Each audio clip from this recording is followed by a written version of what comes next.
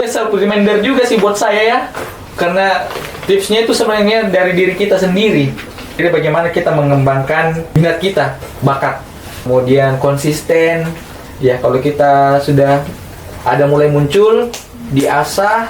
Kalau sudah diasah, dilakukan setiap hari secara konsisten.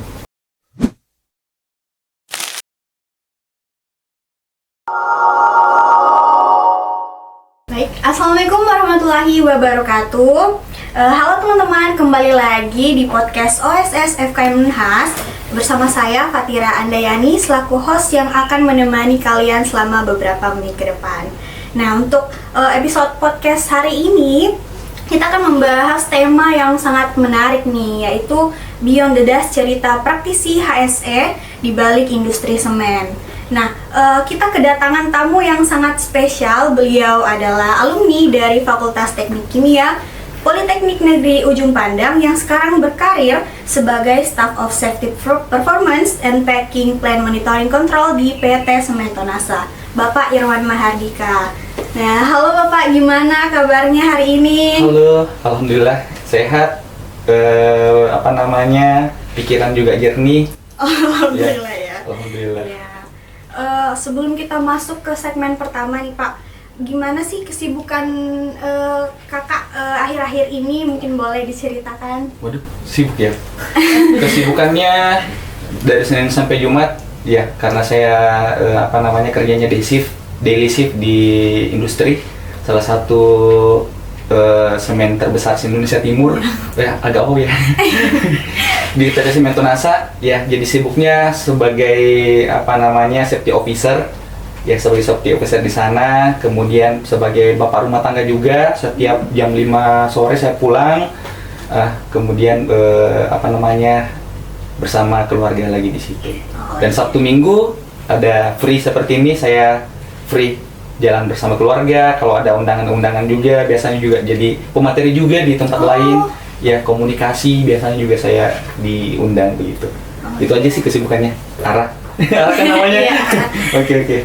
Berarti sudah terbiasa Pak diundang untuk seminar-seminar, mungkin sebagai pembicara seperti itu. Iya benar. Kalau sebagai pembicara ada beberapa tema biasanya komunikasi efektif, kemudian juga tentang K3 dan juga tentang teknik kimia biasanya. Oke, kita masuk ke segmen pertama, yaitu cerita dan realita di dunia kerja. Nah, karena kakak ini adalah alumni Fakultas Teknik Kimia di PNUP, mungkin boleh sharing Kak terkait organisasi atau kegiatan apa yang pernah kakak ikuti sebagai mahasiswa. Wah, saya harus merecall kembali nih, tahun 2007 ini saya. Kalian lahir tahun berapa? Kalau saya 2004. 2004, berarti kalian baru 3 tahun, saya sudah semester 1 di Poltek. Oh, berarti lumayan lama. Oke, jadi tahun 2007 saya sebagai mahasiswa. Kebetulan saya SMK-nya juga dulu jurusan kimia. Salah satu sekolah menengah analis kimia di Makassar, SMAK. Oh, di SMAK. Iya, SMAK saya salah satu alumni di situ, kemudian melanjutkan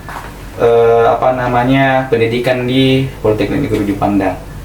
Nah, di situ saya diasah sebenarnya harus bagaimana kita belajar, kemudian perkuliahan, karena di Politek kan sudah ditarget 3 tahun. Ya, kami sudah wajib lulus di 3 tahun itu. Bagaimana caranya kita membagi waktu antara mengembangkan potensi diri kita, soft skill kita, kemudian keilmuannya. Keilmuannya yang utama, soft skill ini sebagai bumbu-bumbu. Ya. Namun soft skill ini sangat berguna nantinya, yang kita akan ceritakan nanti. Ya, bicara tentang organisasi, dulu di Politeknik Negeri Ujung Pandang saya ikut organisasi di bidang kesenian malah. Oh, kesenian. Iya, seni dan olahraga. Saya dulu anak drama, jadi kalau kalian saya tahu ini ekspresinya seperti apa yang bagus. Ya, saya dulu anak drama, seni drama, tari dan musik. Saya sendra Tasik dulu. Kemudian pada UKM tersebut memang harus belajar organisasi juga, karena berjalan waktu saya bukan bertindak ya. Di sana saya sebagai koordinator humas, yang saya harus berkomunikasi bersama fakultas lain, kemudian unit kegiatan mahasiswa yang lain. Jadi pada saat itu saya merasa potensi saya di situ diasah. Bagaimana saya harus berkomunikasi dengan orang-orang di luar dari jurusan teknik kimia, kemudian di luar dari UKM saya pada saat itu. Kayak gitu. Jadi tidak bisa dibilang tidak sejalan nih Kak dari keilmuannya dan juga dari UKM-nya. Tapi dari situlah kita bisa mengasah soft skill lainnya. Benar. Jadi kalau umpamanya saya belajarnya teknik kimia, kemudian ambil lagi UKM yang berhubungan dengan kimia, kayaknya membosankan di hidup gue. Itu flat aja gitu. Kita harus dinamis ya. Ada mungkin hal-hal yang lain yang harus saya kembangkan dari diri saya kayak gitu. Iya. Nah, dari organisasi dan kegiatan-kegiatan yang tadi kakak udah sebut nih, organisasi atau kegiatan apa yang menurut kakak ini bisa mendukung karir ke depannya tanpa disadari itu dia membentuk mental kerja kakak seperti mungkin dari sisi leadershipnya, dari sisi komunikasinya, dan juga dari kerja sama timnya. Oke. Kalau terkait itu, sebenarnya semua organisasi itu mengajarkan itu sebenarnya. Menjadikan pelajaran buat kita, karena kalau kita diberikan jabatan di suatu organisasi, kita harus jalankan dengan maksimal. Ya, dan kita belajar dari situ bagaimana leadership, bagaimana kita membuka rapat minimal. Ya, minimal kita membuka rapat, membuka meeting bersama teman-teman. Kemudian interupsinya, mengeluarkan pendapatnya seperti apa, mengemukakan pendapatnya, itu sebenarnya pelajaran-pelajaran dari situ. Kemudian ada juga satu hal yang semacam di bidang apa ya, komunikasi harusnya ya, komunikasi ini yang sangat penting. Saya bercerita lagi sedikit tentang UKM tadi. Jadi biasanya kan kita ada kegiatan mahasiswa ini, kita kalau saya dulu harus ada pentas itu harus acara besar, kemudian membuat film, membuat dokumenter, membuat pentas seni. Jadi kita harus mencari dana. Ya, pernah suatu ketika saya ditempatkan di bidang humas dan pendanaan. Bayangkan ada 2 divisi yang digabung, humas dan pendanaan. Jadi saya harus mengepakkan sayap ini di luar, cari dana ini tanpa harus semacam pengemis. Sekarang kan entahlah, kalau sekarang ya, pada saat zaman saya dulu itu mahasiswa cari dananya jual gula-gula, jual brownies yang dipotong-potong. It's not kreatif menurut saya. Itu tidak kreatif. Kita harus membuat kegiatan itu seolah-olah kita tidak lagi mengemis di jalan. Ya, biasa kan kita lihat itu teman-teman, ya ini Pak ada kegiatan Pak, beli air minum Pak. Ini orang mana mau beli harga 5.000 di toko, kita jualnya 10.000. Iya, meskipun itu istilahnya charity kan. Iya, itu charity. Tapi bagaimana kita sebagai seorang mahasiswa, sebagai anggota organisasi itu kreatif dalam pencarian dana. Saat itu saya mengusulkan ke teman-teman, kita cari dananya, kita cari sponsor lewat radio. Jadi ketika kami akan melaksanakan suatu kegiatan, kami cari radio-radio yang ingin mengekspresikan mahasiswa atau siswa. Kebetulan ada Madama Radio kita di Makassar, kemudian ada Telstar, semacam radio itu kita bekerja sama. Kemudian kita komunikasikan di radio tersebut bahwa di umpamanya UKM di FKM ini akan ada kegiatan ini, kayak gitu. Itu salah satunya juga bagaimana kita mengkomunikasikan bersama orang-orang di luar dari kampus dan juga dari organisasi kita gitu. Berarti sangat bisa ditiru ya untuk generasi yang sekarang, karena kebanyakan memang sebenarnya masih dengan metode yang sama untuk pencarian dana. Tapi mungkin karena adanya podcast ini bisa teman-teman ikuti cara-cara yang kreatif yang dimaksud kakak tadi. Nah, saya penasaran nih Kak, kenapa sih memilih bekerja di industri semen ini, dan mungkin bisa diceritakan proses pertama kali untuk melamar kerja di PT Semen Tonasa ini? Kenapa saya memilih industri semen? Karena mungkin gajinya ya. Bukan.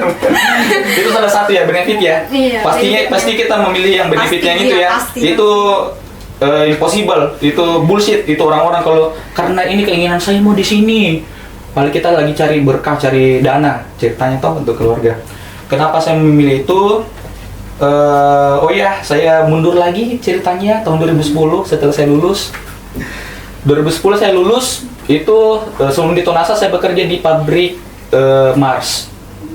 PT Mars Indonesia, ya, pabrik coklat, salah satu pengolahan biji kakao menjadi bahan setengah jadi dalam bentuk kakao likor, kemudian ada butter, ya.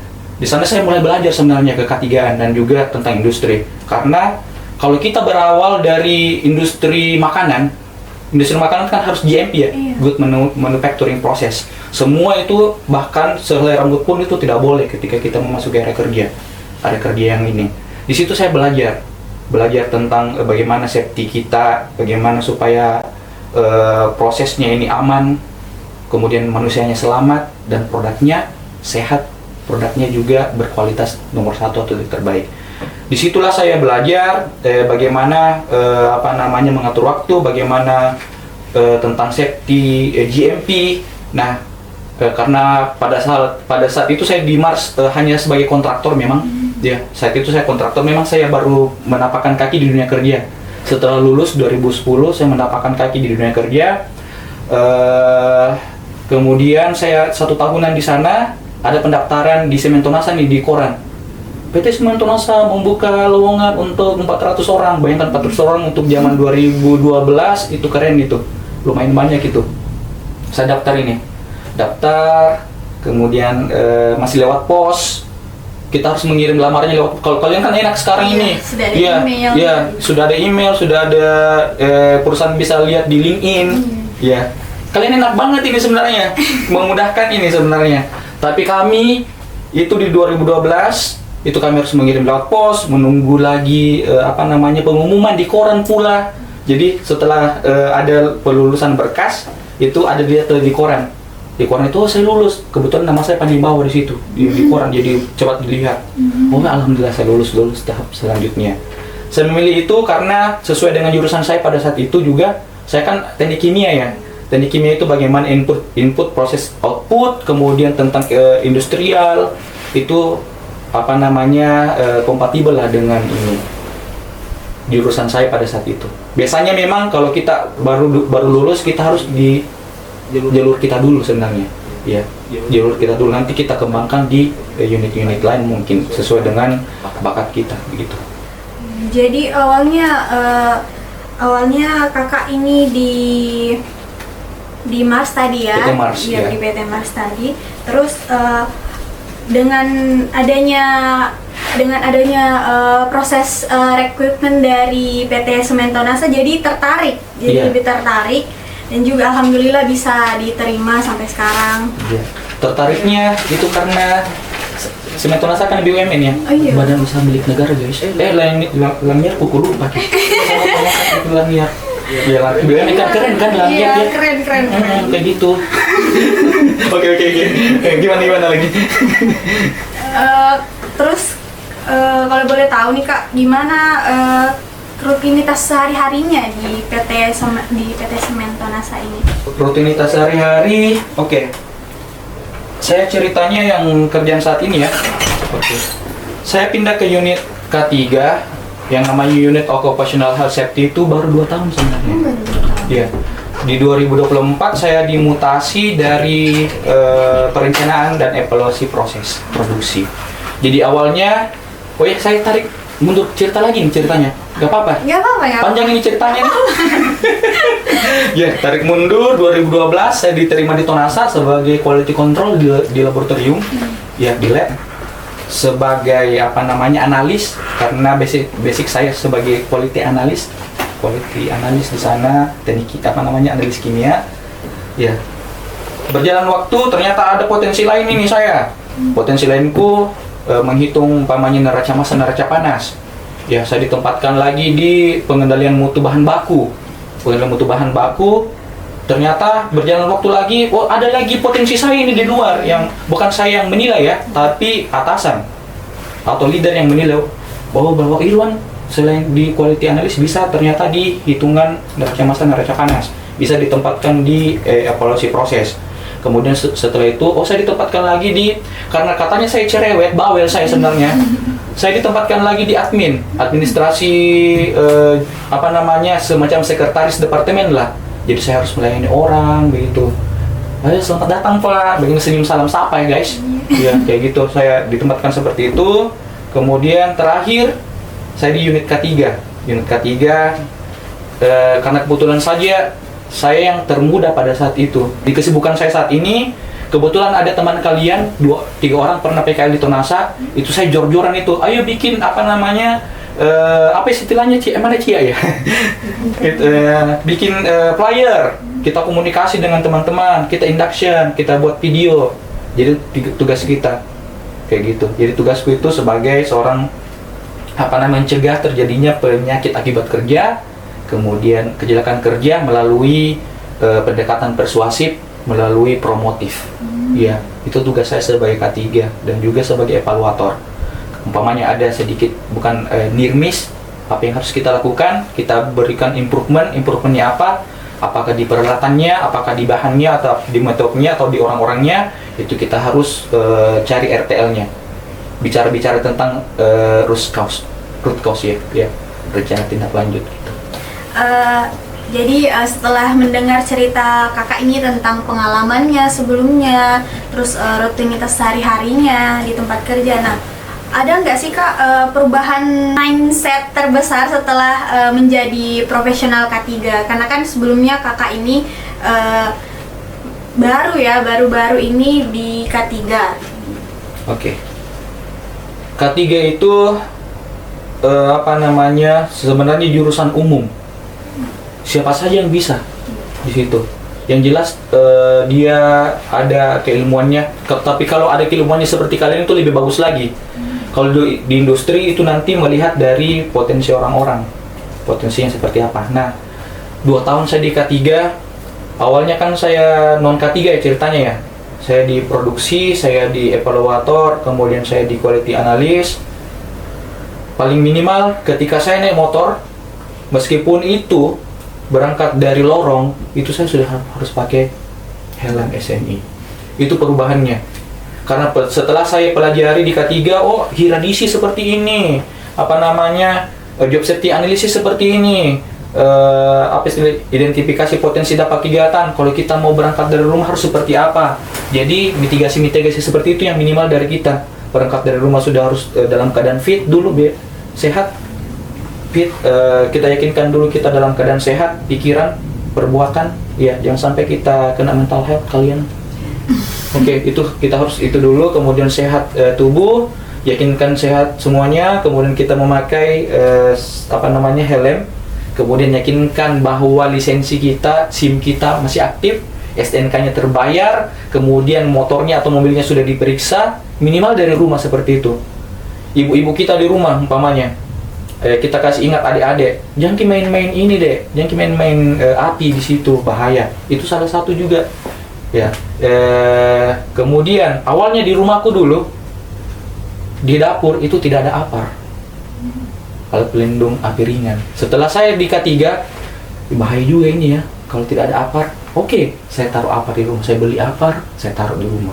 Kemudian P3K, kotak P3K dulu ele-elean saya, di sini taruh, di sini taruh, di sini taruh, di sini mi obat merahnya, di sini mi kasanya, di sini. Sekarang saya buat satu kotak, dibuat di sudut, itu paling minimal di rumah seperti itu. Jadi kalau istri kita lagi tergores, ada adik kita di rumah atau mama di rumah lagi masak kemudian tergores, itu langsung kita bisa tangani sebelum ke puskesmas terdekat gitu.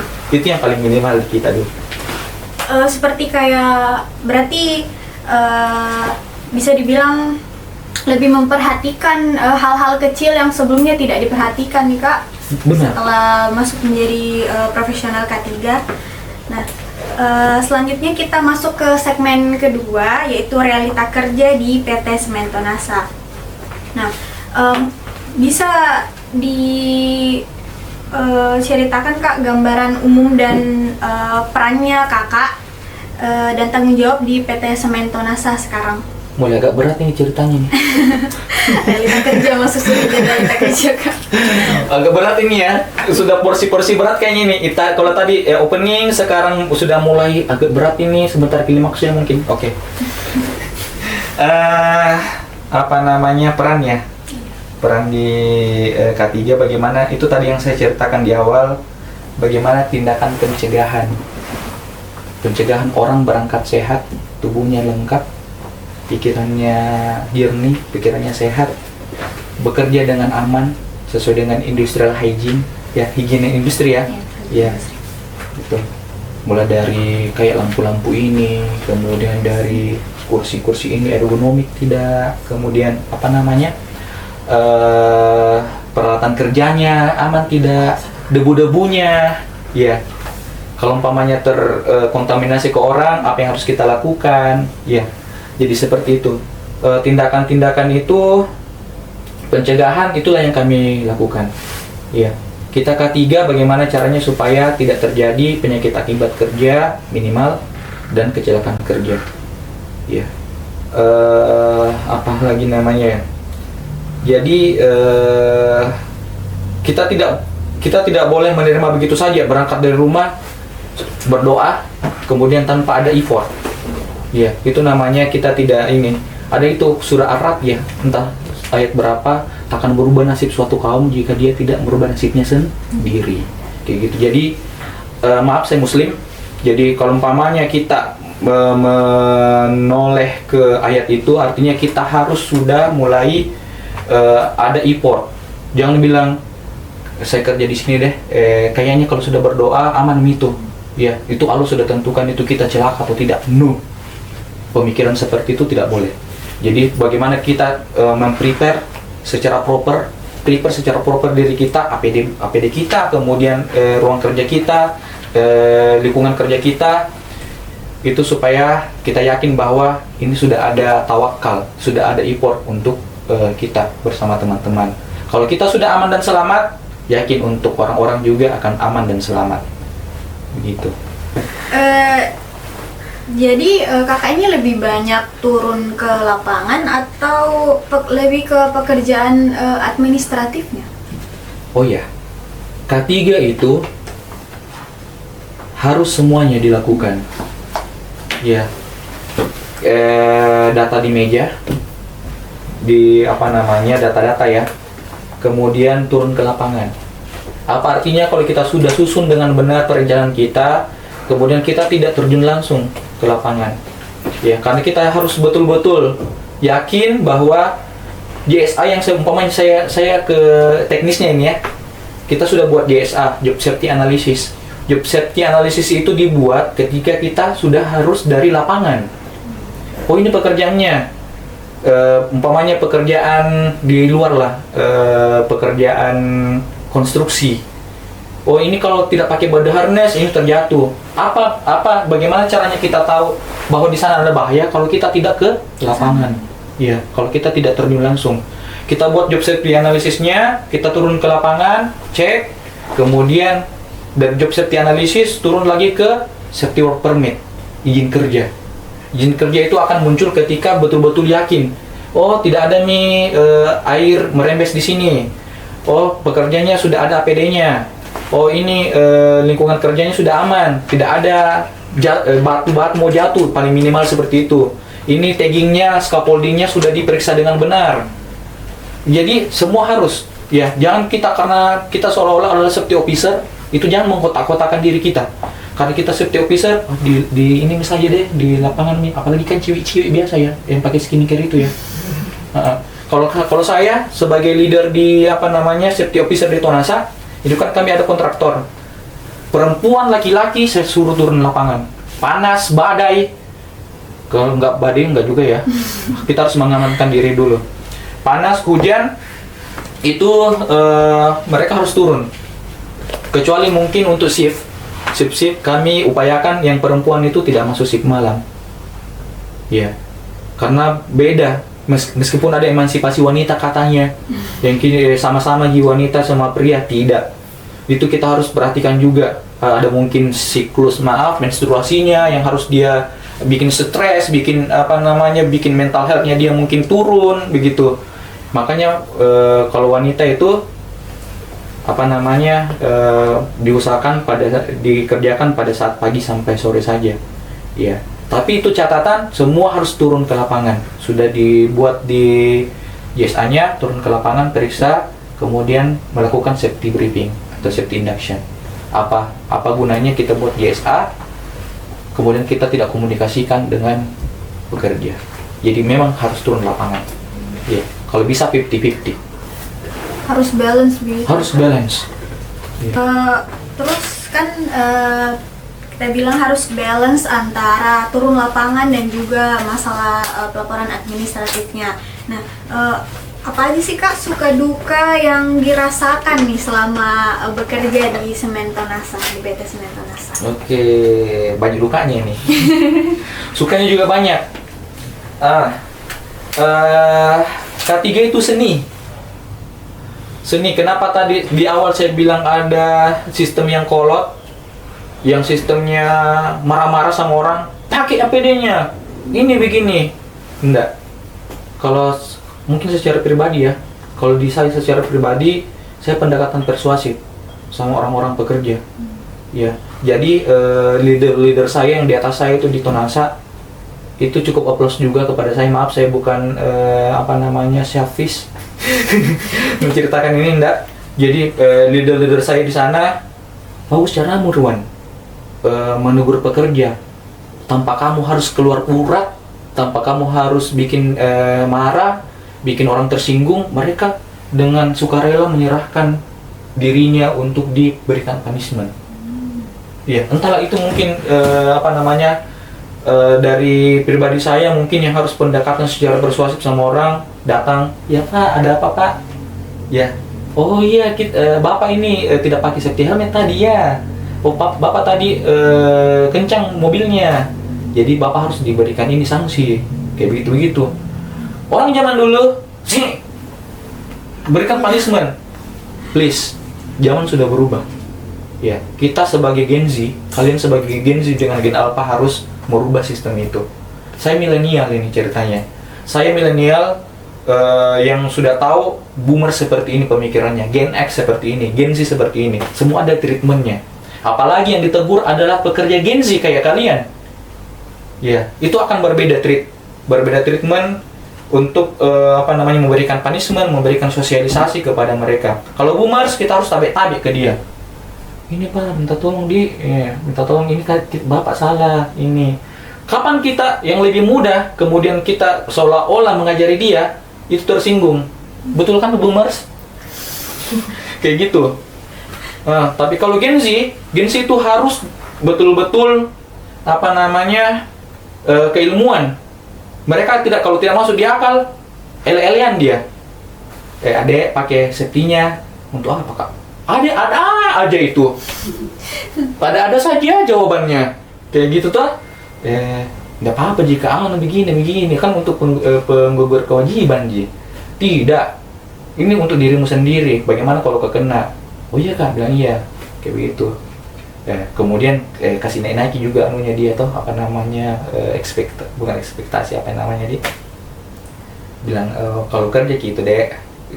Percuma jika umpamanya ada teman yang hilang jarinya satu, kayak begitu. Harus diceritakan. Itulah maksudku, secara proporsional untuk men-treatment boomer seperti apa, Gen X seperti apa, Gen Z seperti apa, apalagi nanti Gen Alpha yang anakku yang usia-usia yang mungkin pada saat saya sudah menurut mereka boomers nantinya, mereka yang kerja begitu.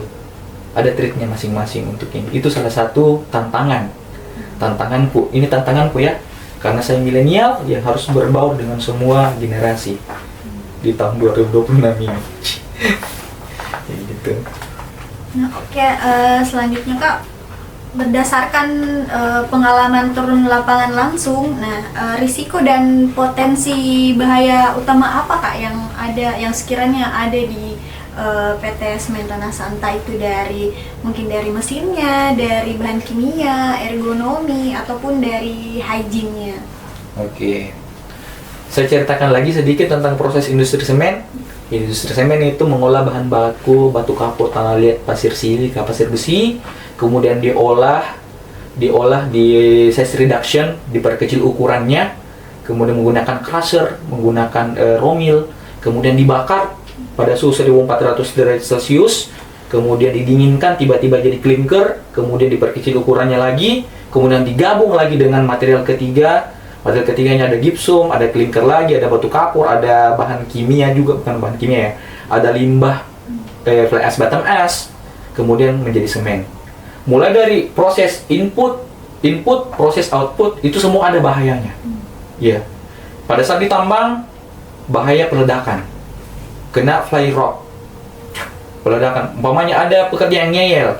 Pekerja yang ngeyel ini tidak mau atau tidak mendengarkan bahwa sekitar radius 500 meter tidak boleh berada di lokasi. Ternyata masih ada di sana orang. Itu potensinya salah satunya kena ledakan sama kena fly rod atau batu.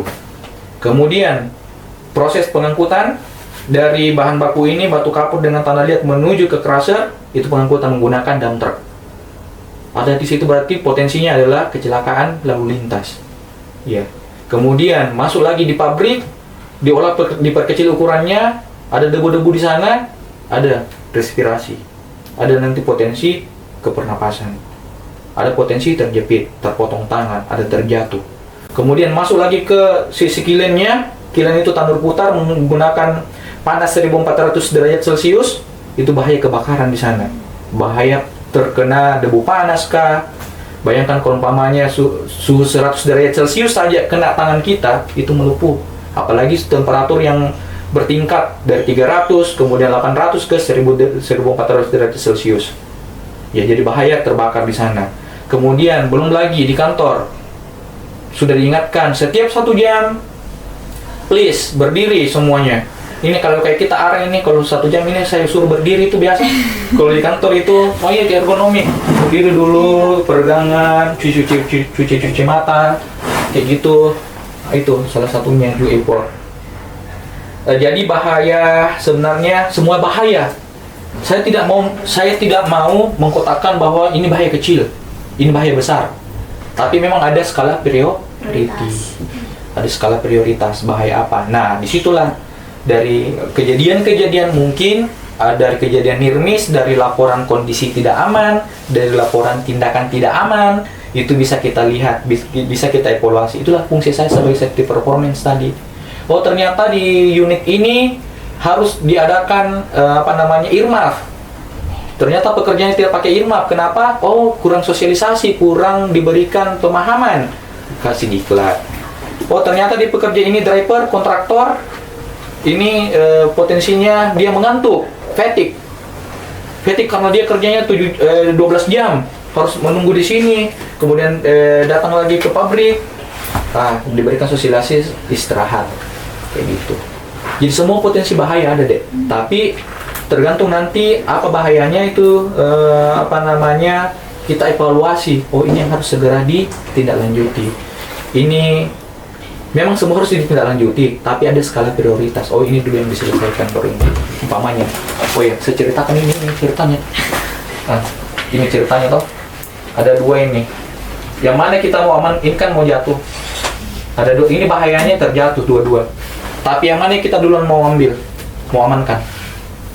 Harus pakai budget. Yang mana? Pasti ini tuh yang mau jatuh toh. Ini dulu pertama. Selesai. Begitu ceritanya. Kayak gitu.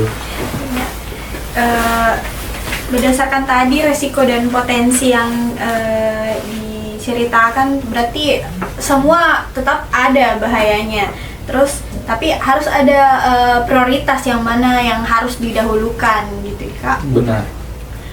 Nah, kalau untuk program K3-nya bagaimana, Kak? Apa program budaya K3 yang dilaksanakan di PT Semen Tonasa sekarang? Nah, ini yang menarik ini. Kenapa saya bilang menarik? Menariknya K3 adalah di situ. Bagaimana kita membuat program. Ya, program apa yang tindakan pencegahan supaya tidak terjadi itu tadi toh di awal penyakit akibat kerja dan kecelakaan kerja, near miss ataupun fatality. Nah, inilah saatnya kalian Gen Z membuat program. Setiap ada mahasiswa yang PKL kah, yang ada kan magang Kemenaker ya sekarang ya. Magang Kemenaker itu kami rekrut biasanya berdasarkan dari bakat mereka atau keilmuan. Bisa saja orang multimedia kami rekrut untuk masuk magang Kemenaker. Begitu. Bisa saja orang yang dari kelistrikan. Ya. Nah, program apa saja yang di Tonasa itu 2 tahun terakhir ini memang menjadi gold lah buat kami. Membuat kami agak lebih famous dan terkenal di industri lain. Begitu. Programnya kita mengikut juga, Tonasa kan di bawah Semen Indonesia Group, SIG. Ya, kami petakan ada namanya 20 Golden Rules. Golden Rules itu pemetaan potensi bahaya dan tindakan dan juga penanggulangan jika bahaya itu terjadi. Kita buat namanya Golden Rules.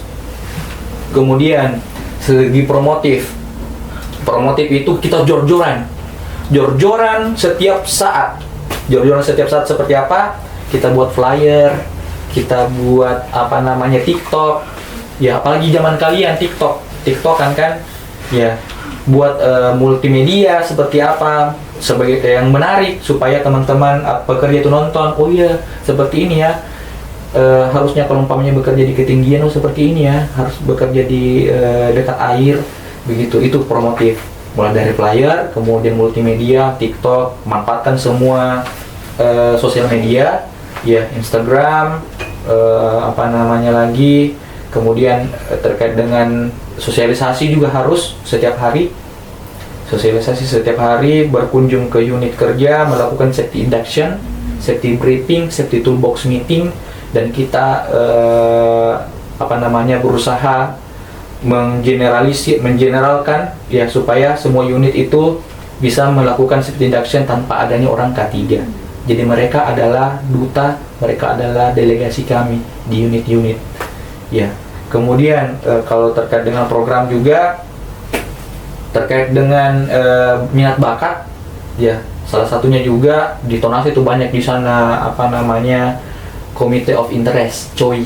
COI itu kalau di kita ini PKM ya, pusat kegiatan mahasiswa kayak gitu. Ada orang bulu tangkisnya, ada orang golfnya, ada orang musiknya. Kebetulan saya orang musik di sana. Ya, ada orang tembak-tembak, gun, ada airsoft gun, ada orang pelari, runner. Kebetulan saya juga ikut, meskipun bukan di komunitas itu, saya juga biasa ikut run. Itu salah satu program juga. Kemudian setiap Jumat ada namanya senam bersama. Itu salah satu untuk supaya lebih senam sehat jantung. Sebenarnya banyak sih. Di Tonasa itu promotif. Dari yang disebutkan tadi banyak sekali di program-program yang dilaksanakan. Nah, menurut kakak nih program apa yang paling efektif untuk meningkatkan kepatuhannya karyawan? Setelah dievaluasi, program yang paling efektif ada 2 sebenarnya. Ya, itu tadi yang promotif. Karena setiap kita berikan video atau berikan flyer, itu ada Cia itu yang pernah buat flyer, video, bahkan sudah buat set induction. Itu menarik buat teman-teman Tonasa itu. Kemudian yang kedua adalah pembelajaran diklat. Ya, itu yang buat kita refreshment mungkin setiap 1 kali 3 bulan kita refreshment kembali, kita panggil yang namanya basic safety training. Itu juga salah satu upaya atau effort yang kita lakukan. Itu yang agak menarik gitu. Ada pengalaman menarik tak atau yang berkesan saat menangani kasus K3 di PT Semen Tonasa? Kasus K3? Iya, yang menarik gitu, yang berkesan. Yang berkesan itu kalau menangani orang tua, bagaimana mengkomunikasikan ini kepada orang yang senior kita sendiri, ya, senior kita yang lebih duluan masuk, kemudian umurnya lebih tua, kemudian dia melakukan pelanggaran, ya, jangan kita menjadi seorang judges, seorang hakim, no. Itu bagaimana supaya mereka mengerti bahwa, oh Pak, salah Ki, Bapak dalam hal ini salah, ya. Jadi minta itu tadi yang saya jelaskan, bahwa komunikasinya kita yang biasa sama orang tua. Ada pernah juga pekerja kontraktor itu di atas 65 tahun. Iya, kasihan 65 tahun itu bapak. Kemudian tapi secara diperiksa secara ini MCU, EKG bisa. Tapi kami yang cukup kasihan sama bapak itu. Makanya aku bilang pekerjaan diberitahu ke kontraktornya, minta tolong ini disesuaikan dengan porsi kerjanya nanti. Itu salah satu tantangan sebenarnya. Kemudian untuk pekerja yang gengsi lah. Gengsi itu kadang push rank pada saat kerja, Free Fire, ada bahkan Roblox, kayak semacam game alpha itu main. Kami sampaikan bahwa ini tidak boleh pada saat kita bekerja. Itu menghilangkan fokus. Itu sih tantangannya sebenarnya.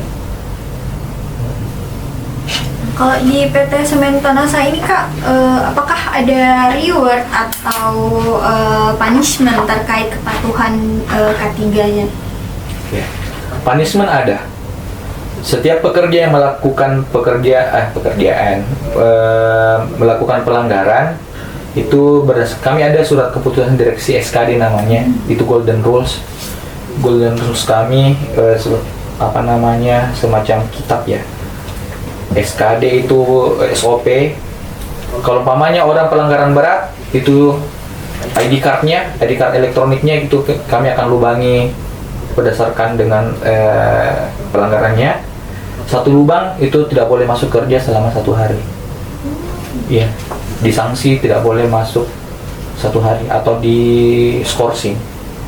3 lubang itu terutama yang merokok di area kerja yang tidak boleh merokok atau itu pelanggaran berat. Manjat di ketinggian, bekerja di ketinggian tidak memakai full body harness, contohnya itu lubang 3 tidak boleh masuk selama 3 hari. Artinya dia kehilangan waktu,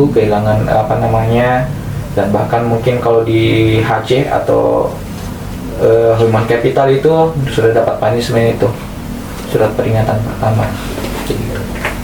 Tadi sudah disebutkan beberapa program dari PT Semen Tonasa, misalnya kayak 20 Golden Rules, terus juga ada dari sisi promotif, aktif untuk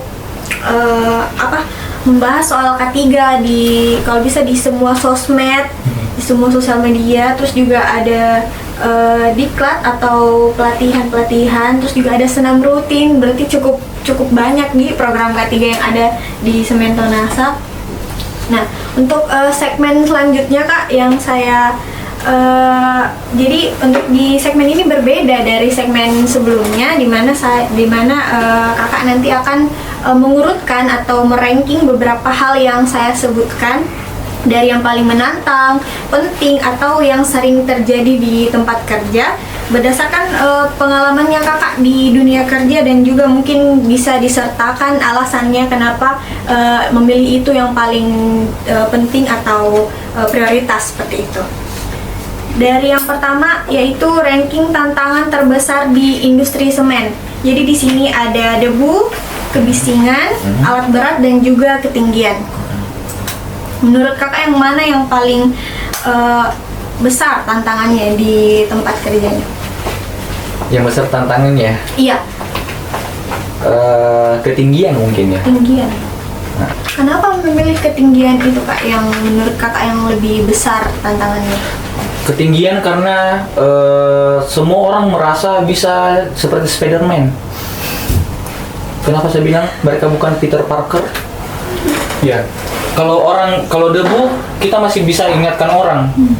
Pakai masker tak ketika mau masuk area ini, dan itu gampang, itu mudah, sudah pakai respirator ketika berada di limbah B3, pakai. Tapi orang yang bekerja di ketinggian karena merasa tanda kutip rompa, harus memakai full body harness, lanyard, kiri kanan. Itu salah satu tantangannya, dan kami banyak memberikan punishment kepada pekerja yang tidak memakai lanyard atau yang bekerja di ketinggian. Bekerja di ketinggian, jatuh meskipun ini kepala duluan, metong dia, final destination, kayak gitu. Jadi itu. Kalau debu masih bisa lah. Debu ini masih bisa kita atasi mulai dari prosesnya. supaya tidak berdebu di lingkungan. Kemudian apalagi tadi, kebisingan pakai Miki Air Mapta. Ketinggian itu langsung, tanpa itu jatuh dia, selesai kita. Terus selanjutnya adalah ranking skill paling penting untuk bisa dikuasai khususnya anak K3. Jadi di sini ada komunikasi, ada analisis risiko, ada leadership, dan juga ada ketegasan. Dan menurut kakak yang paling skill paling pentingnya untuk dimiliki anak K3 itu yang mana? Semua skill itu harus ada. Iya. Tapi yang paling utama adalah komunikasi. Karena bagaimana caranya kita menyampaikan sesuatu kalau orang tidak mengerti. Mudah-mudahan sih yang saya sampaikan tadi nih teman-teman mengerti sih. Iya, begitu.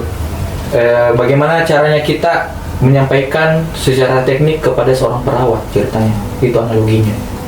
Kalau sudah orang perawat sudah tahu apa yang kita sampaikan, artinya pesan kita tersampaikan. Iya, itu sebenarnya komunikasi dimanapun itu. Tanpa komunikasi tidak akan berjalan suatu organisasi, tidak akan berjalan suatu pekerjaan. Begitu. Oke, selanjutnya ranking yang paling bikin stres saat di tempat kerja. Yang pertama ada audit, yang kedua inspeksi mendadak, yang ketiga adalah pekerjanya ini tidak patuh terhadap penggunaan APD, dan yang terakhir area kerjanya berdebu dan panas ekstrim. Nah, menurut kakak yang paling bikin stres? Ya, itulah dinamisnya. Dinamikanya adalah tidak semua pemikiran kita sama. Tidak semua pemikiran orang sama, tidak semua sifat orang sama. Ada ekstrovert, ada introvert, ada yang baru disentil sudah marah, ada yang baru ditegur senyum-senyum saja. Artinya di perilaku, awareness orangnya. Iya, itu fungsi kita. Makanya tadi kembali lagi ke awal bahwa komunikasi. Ya, karena kalau tidak bisa komunikasi dengan benar, stresnya apa? Karena pekerjaannya ngeyel. Kayak itu. Jadi saling berhubungan gitu. Kalau kita tarik fishbone-nya, tarik tulang ikannya, digeram tulang ikan, ada yang fishbone, itu ternyata perilaku atau awareness kayak gitu. Oke, kita masuk ke segmen keempat nih Kak. Jadi segmen keempat ini ada tips dan motivasi untuk mahasiswa K3.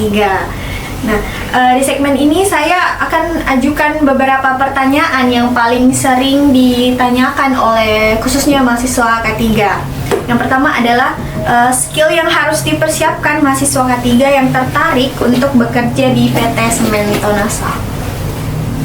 Oke. Harus dipersiapkan. Pertama, tiketnya. Tiket adalah lulus dulu. Lulus dari FKM toh? Iya. Departemen apa? K3 ya? Nah, lulus dari FKM dengan nilai yang benar. Jangan dengar gitu orang-orang bilang apa sih arti IPK? Nah, jangan kita dengar gitu apa itu arti IPK. Tapi kita maksimalkan di pembelajaran kita dulu di kampus. Ya, belajar dengan benar, kemudian terampil. Sudah itu pastinya kita mempunyai sebar banyak link. Percuma kita lulus tapi ternyata kita orangnya kupu-kupu, kuliah pulang, tidak ada orang yang kita kenal jejaring lah, jaringan. Ya, tidak ada yang jejaring. Fungsinya juga alumni di sini sebenarnya. Fungsi alumninya menarik adik-adiknya, kemudian fungsi dari senior-seniornya yang selama ini umpamanya dia lagi PKL ini, kayak kemarin saya sebut merek saja, Cia, Hillary, siapa satu namanya? Aurel. Mereka itu the best lah itu. Ya, jadi bahan ternyata K3 di departemen K3 di FKM, orangnya seperti ini, bagus. Ya, mau diajak kerja sama, mau turun ke lapangan, mau panas-panasan, mau diajak ini, diajak itu, kayak gitu. Oke, yang selanjutnya sertifikat penting yang relevan apa saja yang diperlukan gitu Kak? Sertifikat penting. Oh ya, ini juga penting. Seorang ahli K3 itu tidak resmi itu tanpa adanya sertifikat ahli K3 umum dari Kemenaker. AK3U. Yang lainnya nyusul. Kalau kita adalah seorang bekerja di konstruksi, adik ahli K3 konstruksi. Kalau kita di kelistrikan, adik K3 kelistrikan.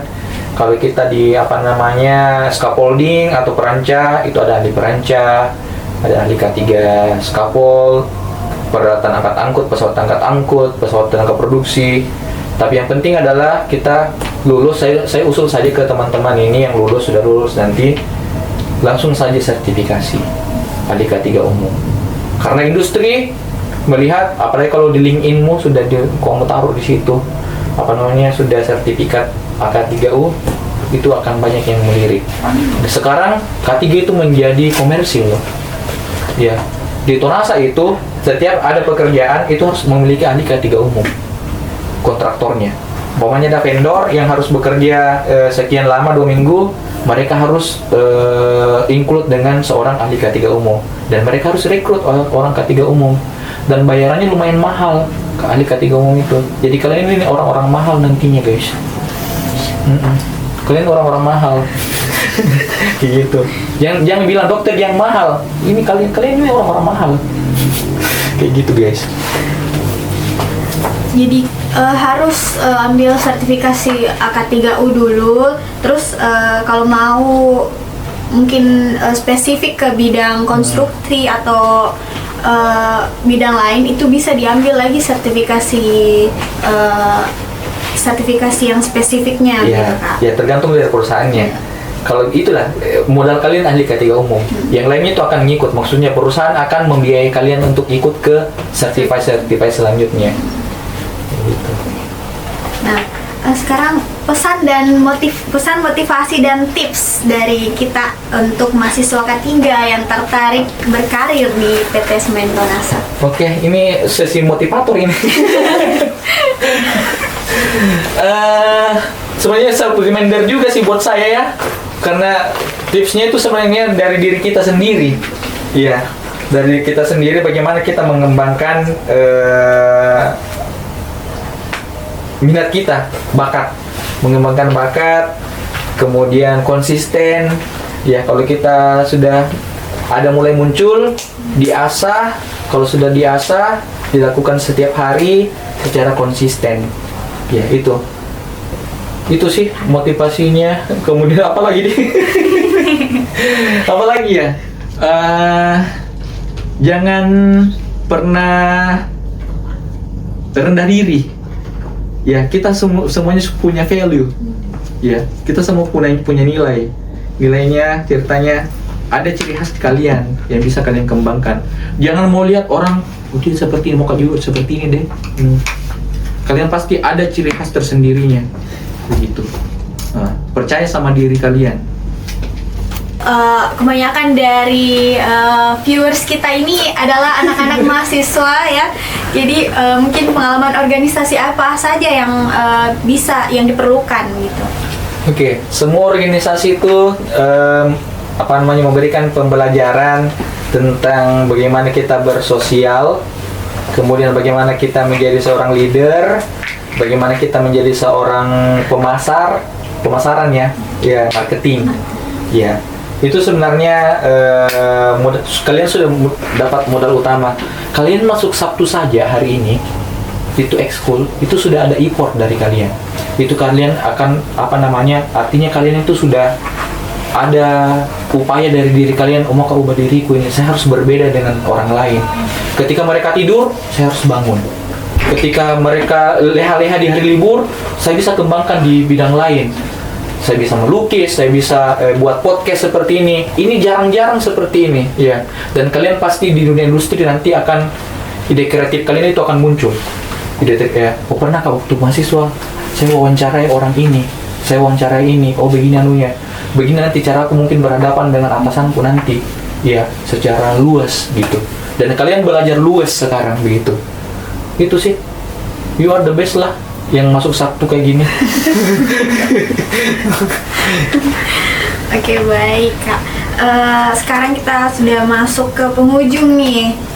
Jadi sebagai penutup mungkin ada kata-kata yang mau disampaikan untuk penonton yang lagi nonton podcast hari ini.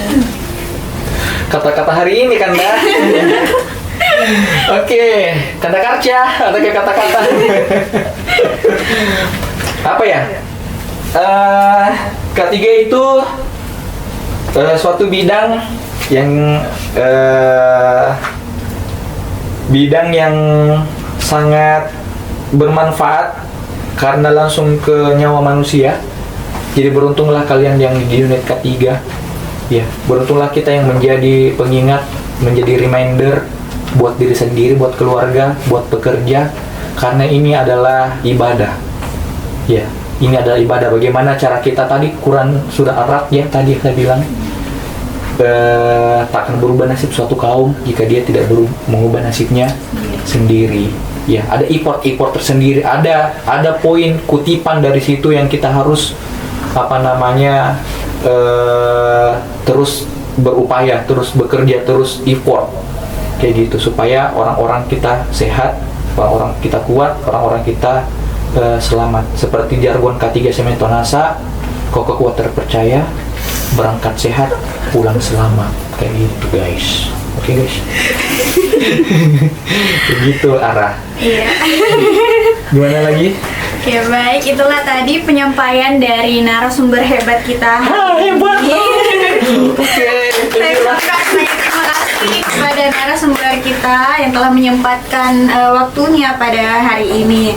Saya selaku host meminta maaf yang sebesar-besarnya apabila ada salah kata atau perbuatan yang kurang berkenan. Sekian. Wassalamualaikum warahmatullahi wabarakatuh. Waalaikumsalam. Tolong jargonnya dong, berangkat sehat pulang selamat. Berangkat sehat, pulang selamat.